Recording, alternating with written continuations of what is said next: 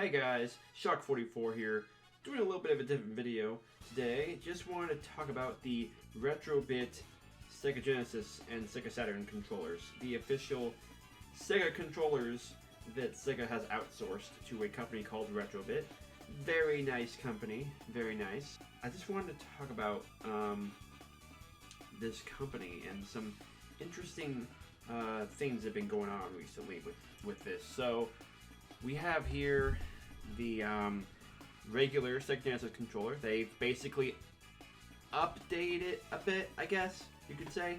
Not really. They just kind of remade it for nowadays. They basically just made it the exact same shape, exact same thing, but made it brand new, and they made it so you could use it with your computer and your Sega Genesis and your new Sega Genesis Mini, and you can use it on your phone probably. So that's really cool. That's great. And then we have the Sega Saturn type controller, which is very similar, but it's different shape, and it's for those people who like Sega Saturn more, I guess. And you can use it with the Sega Saturn, which is nice. And then this is the main topic here. If you see right here, we have all these controllers laid out, and it says "Coming Soon" from Retrobit.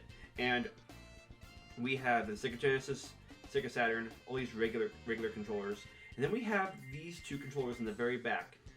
And it makes you wonder, like, what are those? Those look really cool and like really nice. And they have extra buttons, like they even have a home button and stuff. And they also have dual analog sticks. They have dual analog sticks. Something you've never seen on a Sega Saturn or Sega Genesis controller ever. In fact, there's never really been a Sega controller officially licensed by Sega with dual analog sticks. So that's very significant. And then, and so I was wondering, like, I was thinking to myself about how 8-Bit Do, they released the SM30 Pro Plus, which is basically what you could consider to be a PS4 controller, but styled as a Super Nintendo controller, which I think it's a very good controller. I wish I owned one, but I don't really have the budget for it. Nor do I really need it because I already have a PS4 controller, because they're functionally the same type of controller. But it's a great option for people out there, and it's a great retro throwback, and it's a great modern update to that design, and I love it. I love what 8-Bit Do did with that. And so I thought to myself when I saw this, I was like, wait a minute, they're making new Sega Genesis and Sega Saturn controllers, and they're making an 8-Bit Do made this controller. Why not do the same thing with the Genesis controller? Why not update it, give it like the dual analogs and the extra triggers? Well, I actually looked up online. I went into here and I was like, let's see this Sega Saturn dual analog controller. I typed that in and I was like greeted with this, which is actually, I found out from the comments section that this was posted April 1st. Right there, it says it. I didn't really look at it when I first saw this, but this is a April Fool's joke from Mad Little Pixel. Nothing against that guy. It was a fine, April Fool's joke. I don't know where he got these mock-up pictures, but they're pretty convincing. I kind of wish 8-Bit Do would try that idea. Who knows if they will? They might. At first, I thought that video was real, and then I found out it wasn't. And then I saw this. Then I saw this article, which comes from Game Tyrant, and it shows a picture of the actual controller made by Retrobit, which they are teasing here with dual analog sticks. And I'm like, that looks awesome. That looks badass. I want one of those. I want that controller now. And I'm just like, why don't we have this yet? And I just didn't understand. Because, okay, these were apparently announced for 2018. And then they were like, it's coming soon, coming next year, that's fine. Give them some extra time to do the dual analog ones. Fine. Wait till next year. And then it says, summer 2019, official Twitter post from them, right there. And right now, it's November 2019. We still haven't gotten this yet. So unless this comes out like, a few weeks from now, and you guys can say, "Oh, shock," you should have just waited before calling it. I'm like, yeah, I know, but I'm just trying to. I'm not upset. I'm not mad. I'm not upset.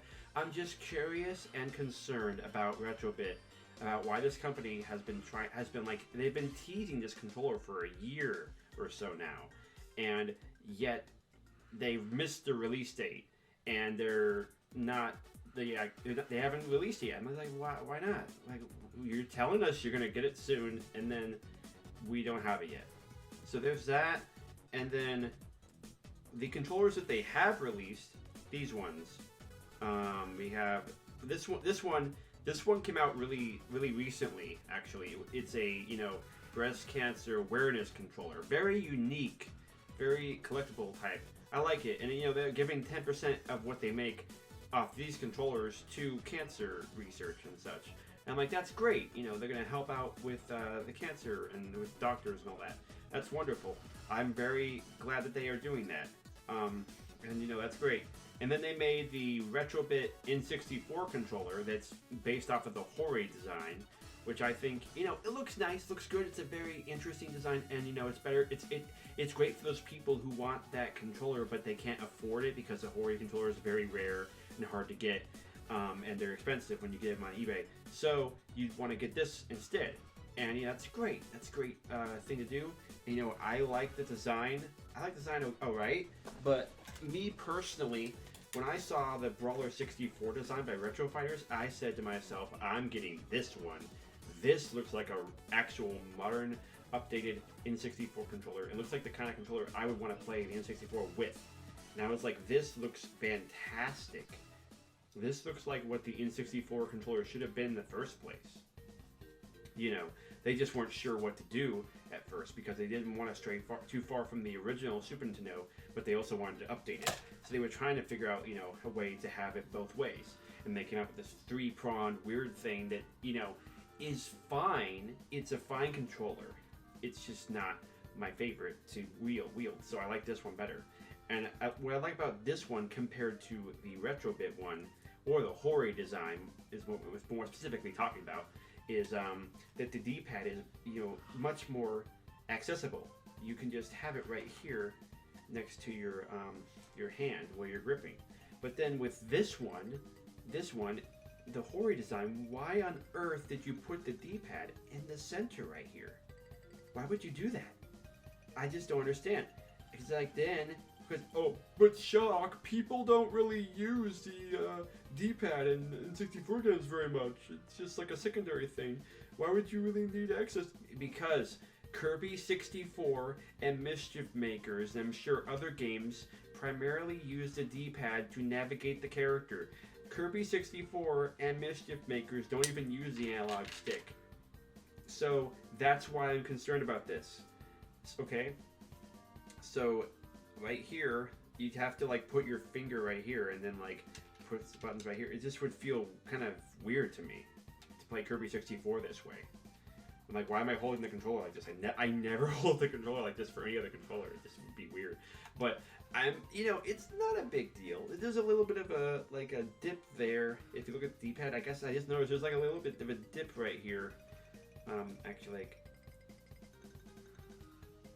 like this little dip here that shows that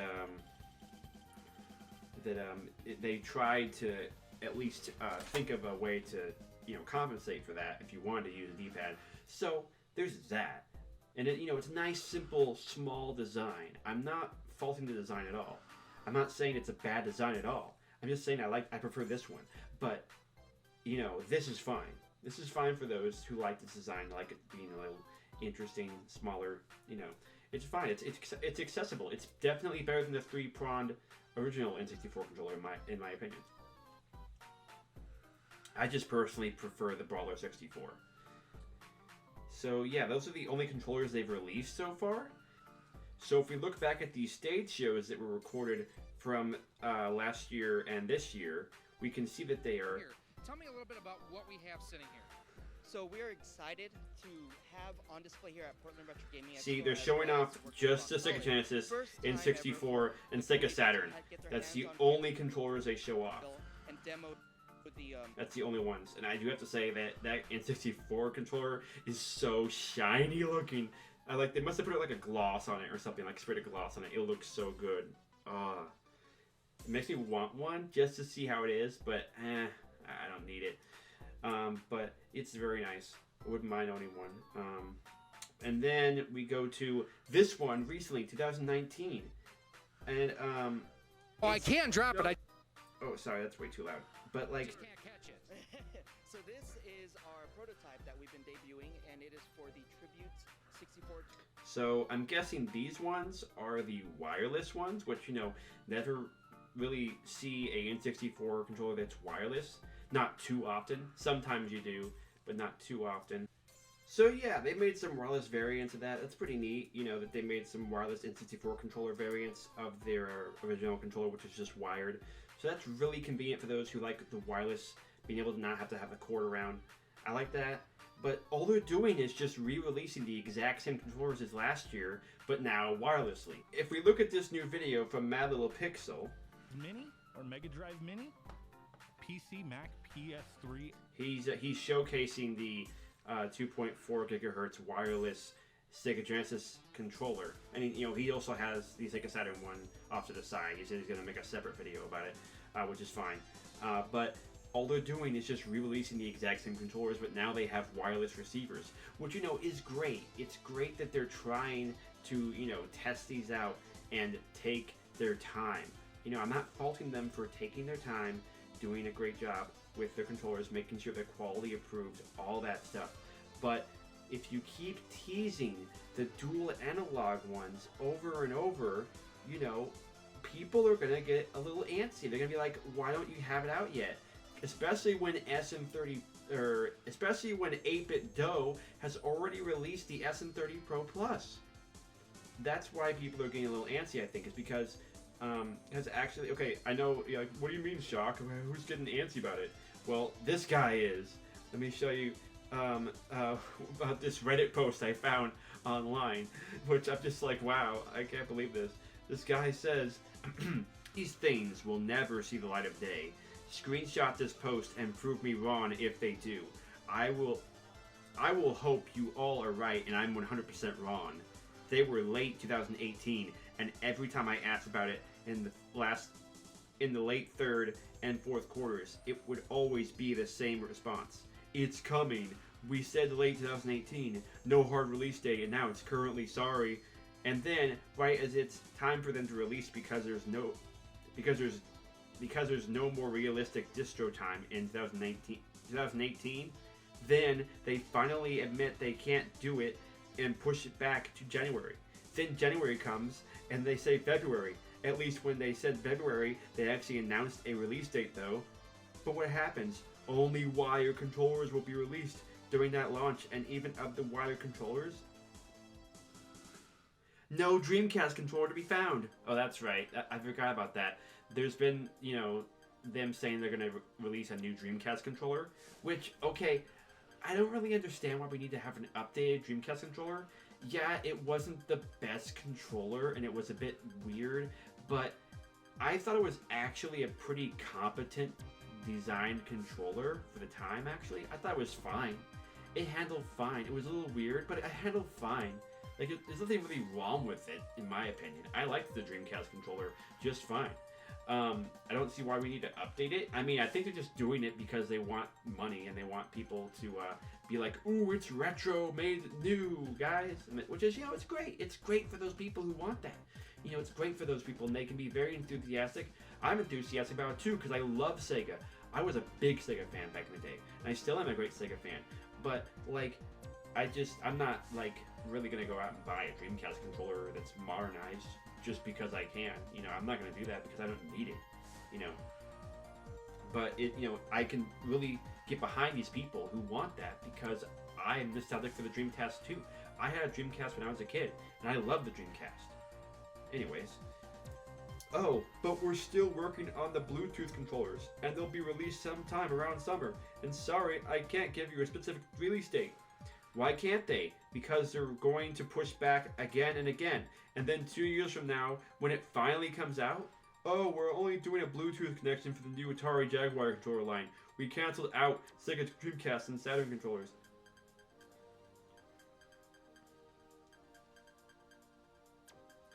There's only one reason for even launching those wired controllers at this point. It's that they're bleeding money. So they put the closest thing they had in development to being done into manufacturing overseas to try and make a tiny bit of profit to coax the wound. If they really wanted to do this, they would have done one single controller that's wireless. We already have plenty of wired controllers for the next decade or so before they're beyond repair. We don't have wireless, and actually released it. Instead, they will show up again at CES this year, again under lock and key in an acrylic display case inside of a box that no one will ever see, touch, or realistically even know if they actually exist, or if someone just cut the cord off of a Sega Dreamcast controller and is lying, saying that they have a working Bluetooth Dreamcast controller in mass production. So, first off, I love the fact that this guy is pissed, because it's funny to me. It's just funny to me that this guy is so upset. And, you know, I can kind of understand his frustration. You know, it's really easy to get cynical about this and say, oh, they just want money. They're just throwing out whatever they have right now, and they just want money, that they're going to keep on reserving these other controllers. But they're going to keep on reserving these other controllers so that people will get hyped up, and so people will keep buying their other stuff that they already have. And then when they finally release it, then they'll be fine. Or like, you could argue that, you know, they're not releasing the dual analog ones because of the fact that if they did release it earlier, then people would already have the definitive design, the definitive controller. They'd have everything. It has all the buttons. It has more buttons. It has all the buttons you could possibly have for a controller. And then people would be like, oh, well, we would just buy that one instead of buying the other ones because those ones feel inferior now. So I guess they're trying to put out these simple ones at first so that people will buy them first, and then they can put out this one later. Which, you know, it makes a lot of sense. You can't really blame them. It makes a lot of sense to put out like this one later, because then they can have those ones actually make money. You know, it's their business. You know, they want to make money, and you know, it's not that big of a deal. And you know, don't have to get so frustrated about it. And, you know, even though I really am wanting this controller really badly right now, I'm not upset because it's not a big deal. You know, if you want your arcade pad fix, just use a Sega Saturn controller that's already out from Retrobit, and then use a PS4 controller for everything else. You know, you can use it on your computer with some software. It's really easy to use with your computer, and you can also use it with this Magic NS adapter thing that's only like $15 on Amazon, and you can use that with Nintendo Switch, and that way you can use a PS4 controller on the PS4, the Nintendo Switch, and your computer, and you're set. You know, you can use that for everything that's modern, and then you can use the Sega Genesis or Sega Saturn controller for the arcade style. You know, and so. And then if you want the N64 experience, you know, there's the Brawler 64 Retro Fighter controller, which you know, it's kind of hard for me to get it back up here again because I threw it on the floor. But yeah, you know, I'd say we're pretty much covered for the most part. And then there's the GameCube controller, which doesn't have any flaws really. And I'll show you something about that in a minute. But I'm just saying, like, you know, there's no need to get super frustrated over this because we already have like all these control schemes solved. It's just that it would be convenient to have this be a controller that you could use, because that way you can just use it for everything. You could use it for the Switch, you could use it for the computer, and if you have a Brook adapter, I think it's like some kind of other adapter. It's some kind of other adapter that's like, this adapter for the PS4 one is like super expensive. It's like $50 for this thing just to get like Nintendo Switch Pro controllers to work on the PS4. And so, like, and even then, it's for Nintendo Switch Pro controllers. It's not for third-party Switch controllers. So there's no telling whether those would even work on that. So, That's the thing. But anyway, I'm saying that you can use this Sega Saturn controller for the Switch, which the Switch has a lot of great modern games and old games, and you know, all kinds of games.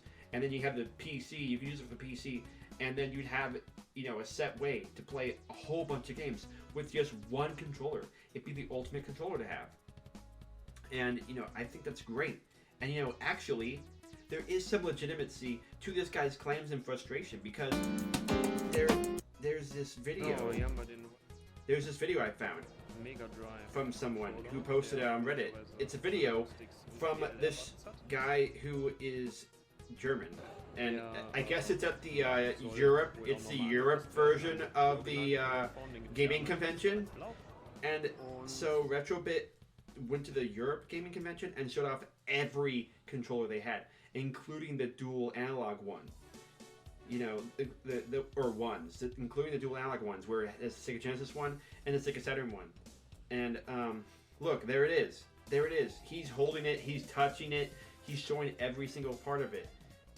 And it even has like wireless receivers for the dual analog ones. See, it shows a picture of a dual analog controller right there with a Bluetooth receiver on it. So they have everything ready to release. They just haven't released it yet.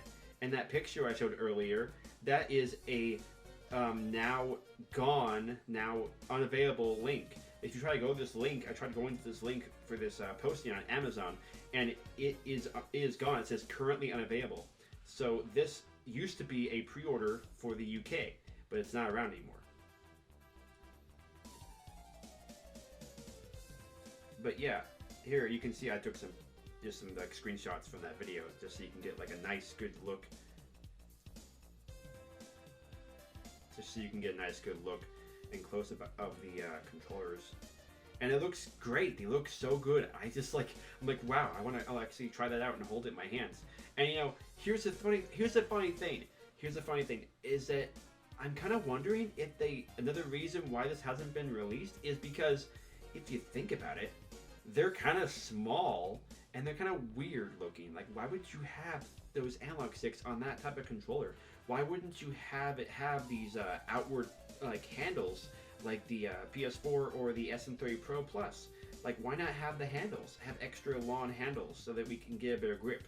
The only one that I can see really working well would be a Sega Saturn one, because it kind of does have a better grip because of the outward design of it, and it goes down a little bit more. It dips down more so that you have a better grip on it.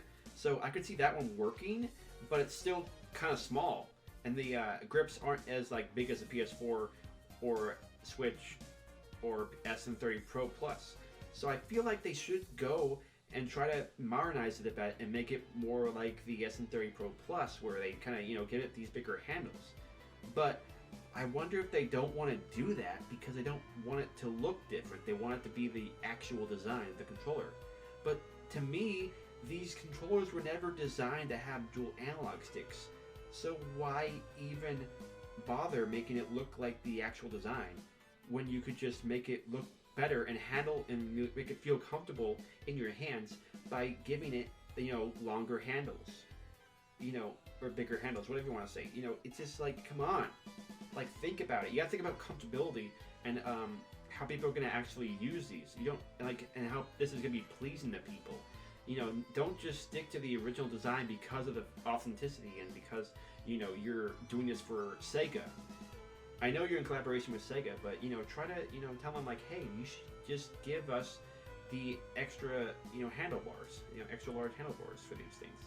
That's just how I feel about it. You know, it looked fine. You could use them fine. And, you know, people like the SM30 Pro without the handlebars. Those ones are fine. People like those, okay.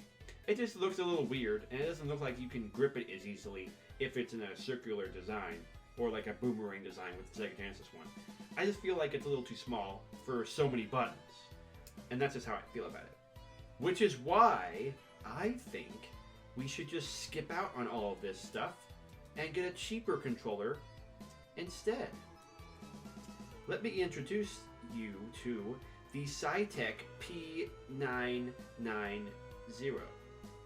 This is an older PC controller that's USB, and it has all the buttons you could possibly want, stylized as a PS2 controller. or DualShock controller, whatever you want to call it. And I know what you're thinking. Shock, it's an old, dumb USB controller for the PC. You don't want to try using that nowadays. It's going to be dumb and it's not going to work very well, blah, blah, blah. Okay, hear me out here. Hear me out. I've already tested one of these out a little bit, and I can confirm that the D-pad feels really nice and kind of close to what the Sega Genesis controller has. But it was an older model. I got the wrong model for this one. It was the one before this, which had only 2 triggers instead of 4. So that's why I'm getting this one, which has 4 triggers. So that means I have all the buttons I could possibly have. So I have the start button, and I have all these buttons. The 6 face buttons. So you have arcade style, you have modern first-person shooter style, and you have retro style. And you have modern adventure exploration style, because you have the dual analogs, and you have like the triggers and all the buttons you could possibly need for any game. You could possibly just use this for any game in the world. It's the ultimate controller. And I know what people are going to say. Like my friend Josh pointed this out. There's too many buttons. It's confusing. There's too many buttons, Shock. I'm not sure if I'm going to get used to this controller. It's too big. It's too many buttons. And, okay, there might be some merit to that. And, you know, that's why I'm willing to buy this and test it out. And, you know, you can actually get this for a good, reasonable price on Amazon. This one's $23, but the one that I'm looking at getting is actually $18.50, which I think is a very reasonable price for this. And, you know, rightly so, it's an old controller, and no one's really going to use it nowadays. But you may also say, of course, how the heck are you going to use this on the Switch or anything? It's only going to work on the PC, Shock. Like, what's the point? Why would you get this controller if you can only use it on the PC and you can't use it on the Switch? Well, actually, I found out that you could hack this Switch with custom firmware and then install this program that allows you to use any controller in the world through your PC network, and then just have the signals go through your network and transfer to the Switch. And there might be some latency in that, but from what I've seen from the video, there's actually a video I found showing it off. And it doesn't look like there's that much lag at all. It looks seamless to me from that video. So I might show it off right here and just show you guys that there is barely any lag whatsoever with that setup. So there's that, and then you can also do the exact same process on your Wii U. You can set it up over network with your Wii U. There's a program that's very identical to that one on the Wii U. And the Wii U has, you know, a bunch of emulators on it you can use. So does a Nintendo Switch. And you can basically just use emulators to play arcade style, or you could buy Street Fighter in the Sega Genesis collection, and there you go. You get the arcade style, and then you get the modern games, which are on the Switch or the Wii U, and you get all kinds of stuff you can play with this controller. Because I've actually tested some controllers on the Wii U with this other software, which you have to, which doesn't use the network method. It uses a method where you have to tell it which button inputs to read for that controller, and you just have to tell it the ID for the controller, and then you have to tell it all the different button inputs. And it doesn't take all that much time to figure out, actually. I just watched a video tutorial, and I figured out what to do exactly from that guy's video tutorial. It was a very helpful video tutorial, and I was able to get a certain controller that wasn't made for this. It wasn't made to work on the Wii U. I was able to get it working for the Wii U, and I was like happy with the results. And I was like, this is great, you know. Now, there were some problems, because I was trying to use this, like, GameCube controller made for the Switch that was, you know, USB. I was trying to use that, and then there were some issues I found when trying to get it to work. So, not all controllers will probably work with the Wii U setup, but if we use the network setup, and it's, you know, pretty much seamlessly through the network, then we could just do that, and it would be much easier. We wouldn't have to worry about trying to get all those inputs, you know, correct. And I think then we'd be set. And guess what? There's also there's more on the USB loader GX for the Wii, where you can play Wii games, and the Nintendo USB loader for GameCube games. You can also use any controller you want, granted that they are already programmed into an INI file. So yeah, there's also that. So if I can actually get this controller to work with GameCube games, Wii games, which, you know, I can technically do that if I plug it in the computer and just use a Dolphin emulator. So I can technically just do that if I really wanted to. Granted, the reason why I'm doing it on the Wii U is because my computer isn't like the best when it comes to emulating GameCube games. It kind of runs a little slow. It's not the best at emulating, but it's decent. It can kind of do the job for the most part. And that's why I'm using the Wii U for the most part to emulate these games. Anyways, so you can use it on, you know, the Wii U, the GameCube, the Wii, and the Switch. If I can get it to work on all of those systems and show a video, if I can convince you, if I can show you guys that I'm not trying to convince you. I'm not trying to convince you to buy this. I'm not trying to convince you. I'm just saying, you know, this is quite the thing here. Quite something interesting. Like, we might be onto something. I feel like I'm onto something here with this, like, ultimate controller scenario. That's just how I feel. And, you know, what's funny is the only reason why this has 6 buttons, has all these buttons, it's because these were made for, I think, Flight Simulator. I've actually, like, looked up, like, you know, there's another variant of this controller that was made by Logitech, and it's called the Wingman, or Wing Commander, or Wingman Logitech controller, which, you know, it has the 6 buttons and everything. But the problem with this one is that the D-pad doesn't look like it's as functional or as nice to work with to me, and the design, it just looks really, like, cheap. Like, look at those buttons. Like, look at those buttons. They just look really weirdly shaped, and plus, this only has 2 triggers, and it just looks kind of like a cheap controller. I know it was made back in the day when they didn't really care as much, and this was just, you know, your standard PC controller, but it just doesn't look that great. And then, yeah, this one looks better. It has its own unique wireless receiver, so it has to be wireless. You can't plug it in with a wired USB. So this would have to plug in, and I don't even know if this would actually work on modern computers nowadays. And even if it does, I don't know if I'd be able to plug it in to a Wii U and have it work properly at all, have it recognize it at all. And not only that, but like that D-pad. What is that D-pad? That looks so weird. That doesn't look like a D-pad. It's just like a big circle. It looks fine. I mean, I could probably use that, but there's no way I'm going to be able to use that for Street Fighter. No way am I going to be able to use that for Street Fighter. So the Saitek controller design easily wins, just by default. And so I'm really glad these controllers exist, and I will report back to you guys once I have this controller in my possession. I'm going to order it very soon. So yeah. Anyways, let's go on to one last thing I wanted to look at for this video. Alright, that's pretty much all I had to say about Retrobit. I think they're a great company with great controllers, quality products. The next video will be all about my favorite controllers, and what I believe right now is my current setup for which controllers I would use for which kind of games. And then there's going to be another video follow-up about the Saitek controller when I get that in the mail. So stay tuned for all that. And thanks for watching, and catch you all guys later. This is Shock44, over and out.